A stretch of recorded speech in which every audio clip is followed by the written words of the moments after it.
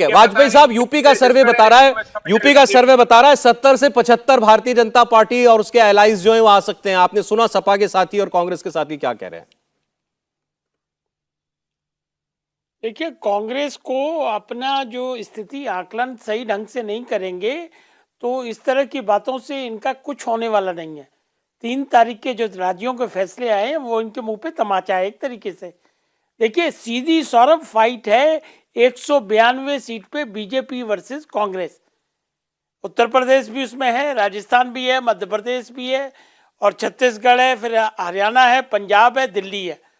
और इनका रिकॉर्ड है कि सिर्फ 16 सीट जीते हैं 192 में। मतलब ये हुआ कि बीजेपी का स्ट्राइकिंग रेट 92% है। तो कैसे इंप्रूव करोगे? खाली क्रिटिसिज्म से तो इंप्रूव होता नहीं, या खाली ये कहने से तो होता नहीं कि नॉन डिलीवरी है। नॉन डिलीवरी जनता को आपकी बात पे यकीन करना पड़ेगा।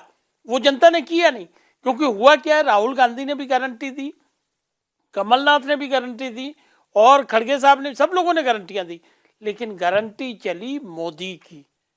जनता ने ये माना कि मोदी जो बात कह रहे हैं वो जरूर पूरी होगी और इसीलिए रिजल्ट आए। अनुराग भदौरिया काय के किनारे थे? ये लखनऊ में पंचायत के, फिर बाई इलेक्शन के। अनुराग जी, टाइम का लड़ने से तो वोट मिलते नहीं आपको, माफ करना। और दूसरी बात है, जब लोकसभा का प्राइम मिनिस्टर का इलेक्शन होता है ना, तो मोदी खड़ा होते हैं। मोदी, आप बताओ कौन नेता है? ना नेता, ना नियत और ना नीति। जवाब दे सकते हैं अनुराग जी आप? करती है जब आपको मौका मिलता है ना, आपको मौका मिलता है सत्ता का, तो आपकी परफॉर्मेंस कैसी है वो उसके दिमाग से जवाब दीजिए। नहीं है। गायत्री प्रजापति का केस याद होगा आपको? जी कुछ पूछ रहे हैं? जवाब, आपकी बात का जवाब ले रहा हूं मैं, बोलिए अनुराग जी। मैं बोलूं? अच्छा जी, देखिए इंडिया गठबंधन एक लोकतांत्रिक, जैसे लोकतंत्र होता है ना, वो लोकतंत्र है। मजबूत नेता है, एक नहीं कई मजबूत नेता हैं। और एनडीए गठबंधन में प्रभु, आप तो अपने नेता का भी नाम नहीं ले पाते। टीवी डिबेट में तो आते हैं लेकिन अपने नेता का नाम नहीं ले पाते, क्योंकि वहां आंतरिक लोकतंत्र नहीं है, आप नहीं ले सकते नाम।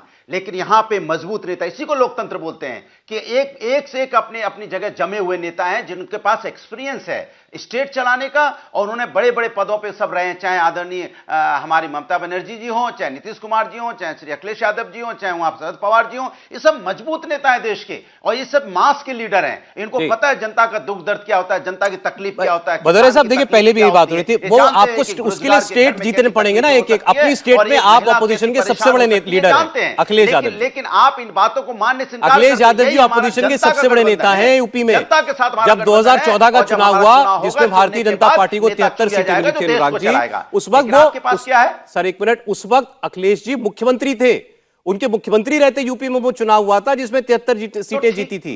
2019 में आपका बसपा के साथ, जो दूसरी सबसे बड़ी पार्टी है अपोजिशन की यूपी की, उसके साथ अलायंस था, तब इनको 64 सीटें आई हैं। अगर आपको याद दिला दें कि 2018 में, यही 2018 का अगर आपको याद हो, राजस्थान का, मध्य प्रदेश का, छत्तीसगढ़ का चुनाव कौन जीता था? कांग्रेस पार्टी। बिल्कुल ठीक। लोकसभा का जब चुनाव हुआ तो कौन जीता? भारतीय जनता पार्टी जीती। यही है ना, एक है। तो इसलिए चुनाव ऐसा नहीं है कि एक बार चुनाव कोई जीत गया है तो आप दोबारा। नहीं, सहमत हूं मैं आपसे।